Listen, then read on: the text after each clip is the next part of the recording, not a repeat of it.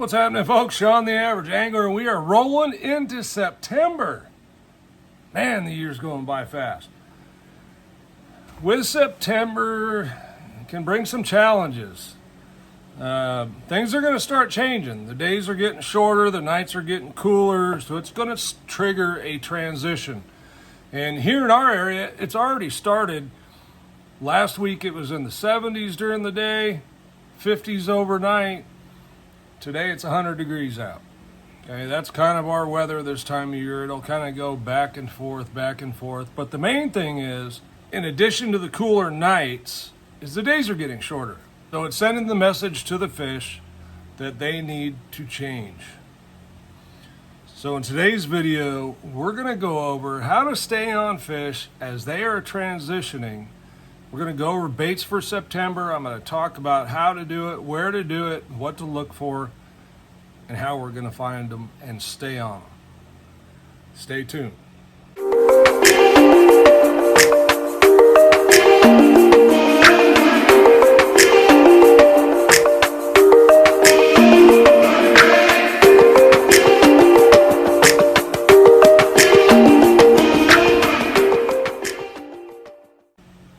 Let's get down to business, shall we? Let me get my Coke Zero and let's talk fishing. All right, so this is what I'm going to say about September. The long and short of it. Keep moving. Keep a moving bait in your hand, at least until you locate fish. If you want to slow down, then that's fine. But we're going to cover that a little bit. So the fish are starting to transition, and a lot of that's triggered by the bait. The bait's going to start its transition. The shad are going to start moving towards creeks. If you're on a natural lake like Clear Lake, they're going to start heading to some of the bays, flats, backwater coves, and some will stay out deep. Most are going to come up with the bait, and they're going to start gorging on bait. So my advice, and what I found to work pretty darn well, is to keep moving baits in your hands. Now, that's not a bad thing. This is going to be a lot of fun. But the key is you got to cover a lot of water. Got to cover water, burn through the water until we run into them. So that's what we're going to do. We're basically going to have baits to cover water and find the fish. So first and foremost, and I did a video on this the other day, but it needs to be here, okay? LV 500, TN 70, Shad Patterns. And that's going to be a common theme today in pretty much everything that I'm suggesting here, okay? These are baits you can cover a lot of water with. When you get bit, you can slow down.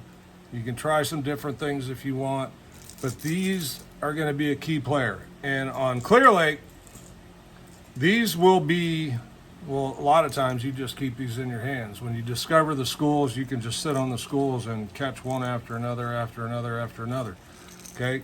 So the LV and TN 70 are great search baits, but they're also great fish catchers. And as you can see, that one needs a hook because, well, it's broken off.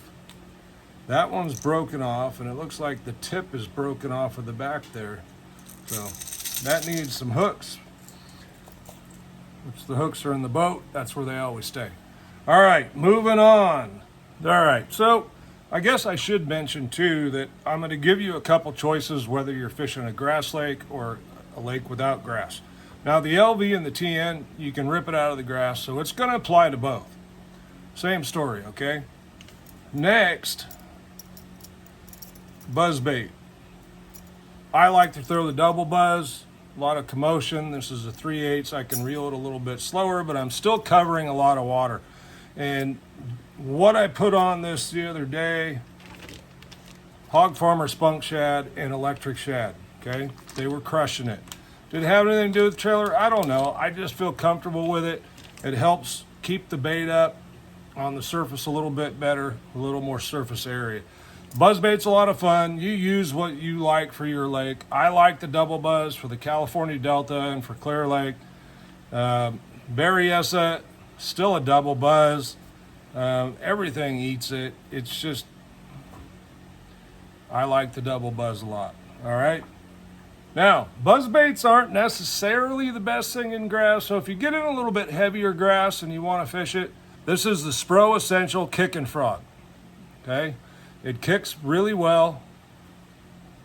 Way better than the original snag proof one. Chunk and wind. Okay? Chunk and wind. Cover in water, you're looking to get bit. When you get bit, we can slow down and start working the area. But the key thing is we need to find fish locations. That's a good way to do it on top. The LV and TN are a good way to do it down below. But generally, we're going to be fishing shallow. Shallow and covering water. Next, and this is not a great bait in grass, is a square bill. Okay? These are 2.5s. You can go down to a 1.0, 1.5, depending on the forage or size of fish in your body of water. Berryessa, Clear Lake, the Delta, all big fish areas, I'm going to throw the 2.5. Okay, at least that's my starting point. I may adjust it, but that's going to be my starting point. So a square bill. Again, we're moving baits, we're covering water, looking to run into the fish. My next choice is going to be a chatterbait. I'm not putting the chatterbait down. I'm going to keep fishing the chatterbait. I'm just going to fish it different. Okay? This is a 3/8. The key thing I can say about fishing the chatterbait this time of year, especially if you're doing it in open water, put some secondary action into it, okay? Don't just reel it. Put some other kind of occasional secondary action into it, whether it's a jerk as you're reeling and then pause for a second and then pick it back up, or shaking your tip. Do something to give it some secondary action as a trigger for the fish. Okay, I think you'll be surprised if you do that. Now, on the chatterbait, again, I'm going to go with the spunk shad. Okay, most of the time. There's one other bait I like to put on this, and that is a white single tail grub. Okay, the zoom is fine. Your choice, your brand choice, whatever. All I want is a 5-inch white single tail grub, because when you're imparting that secondary action on it, the grub does a lot of crazy stuff, and I found it to be a very good trigger. All right, again, not the best bait in grass, but we do have a swim jig. So if you don't want to fish the chatterbait and you're in heavier grass, that kind of thing, the swim jig can be fantastic. And on the swim jig, I'm going to throw a paddle tail trailer. Okay, this is a short shank swim jig. If you look here, pretty short shank. Okay, there's about an inch of shank there. I'm going to throw a 3.3. All right, in a Kitech.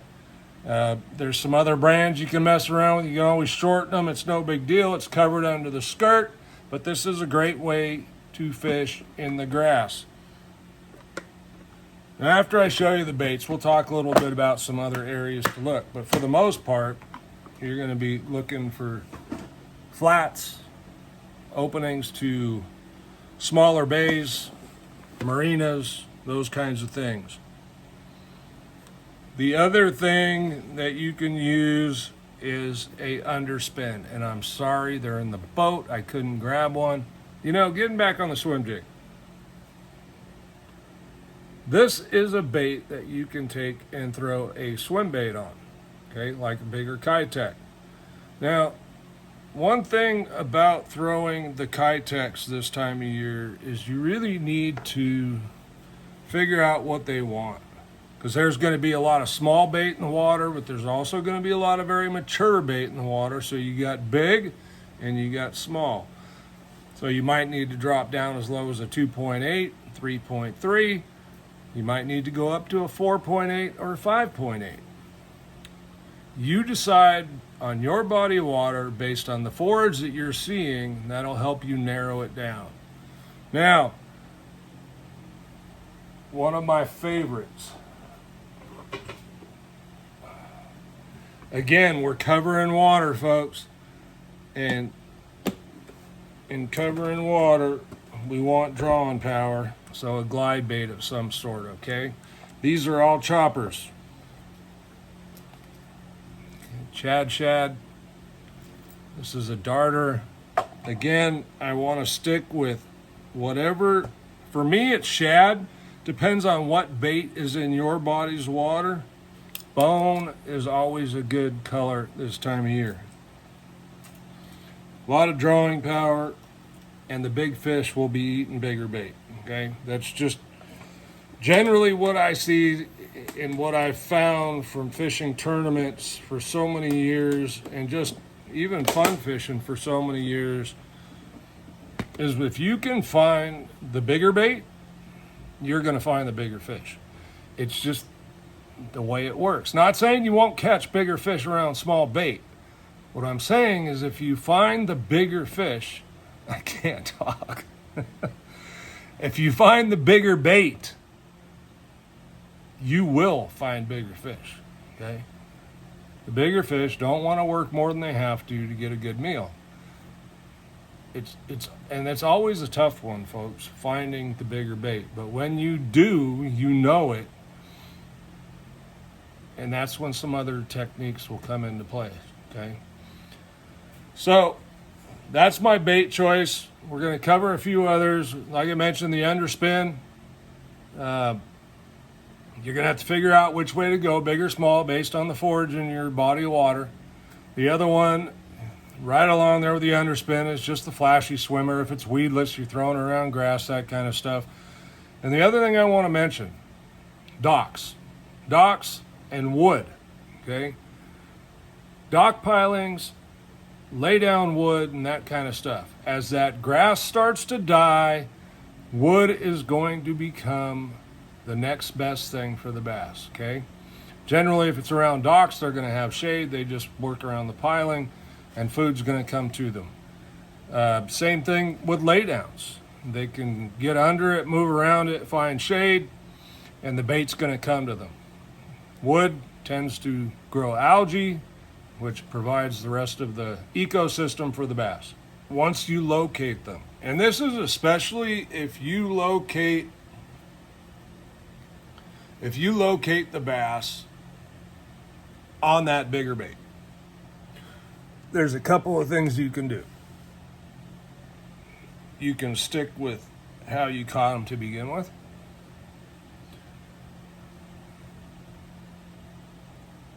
The hair jig. All right. These could be fantastic. The other thing is the big spoon. Okay, the big flutter spoon. It's getting to be that time of year we're going to start seeing that. Now, depending on where you're located, you may see it sooner than others. Here where I'm at, we typically have what we call an Indian summer, okay? Like I mentioned earlier, the temperature goes up, it comes down, but the bottom line is we still have cooler nights and the days are getting shorter. So it starts this transition, and actually our fish will stay up shallow for longer on that bait. And they typically like areas they can trap the bait. Man, they can be there for quite a while. And they will be there until we get that sudden snap. For us, it usually happens sometimes in mid to late October. We'll be like, man, summer's never going to end. And then boom, right before Halloween, or maybe a week sooner, all of a sudden it changes, right? We get a cold night, cold day, the wind starts blowing out of the north, storms start rolling in, and all of a sudden, they pull back out. Don't let September pass you. The recreational boaters are going to start getting off the water after the holiday weekend. You start to get a little bit more peace and quiet, solitude out on the lake. It's a good time. It can be very frustrating if you're going to throw a jig and drag a jig slow. And look, I love to fish a jig, and I'm not telling you to not throw one. Just telling you, locate the fish first. Then if you want to throw a jig and try it out, see if they'll eat it, by all means. There's always crawdad eating fish, okay? And we are throwing a swim jig and a vibrating jig. we're just moving. We're moving. And with that vibrating jig, I mean, I'm burning it, okay? I throw it on a 6.3 to 1 Daiwa, and I do that because I'm literally burning it, okay? So I use the gear ratio to slow it down a little bit, and I'm always imparting some sort of secondary action on it. If you haven't fished a single tail grub on the back of a chatterbait, number one, I don't know why, but number two, give it a try, okay? I think you'll be pleasantly surprised. Until next time, thanks for watching. Like, subscribe if you enjoy the content, and we'll see you soon.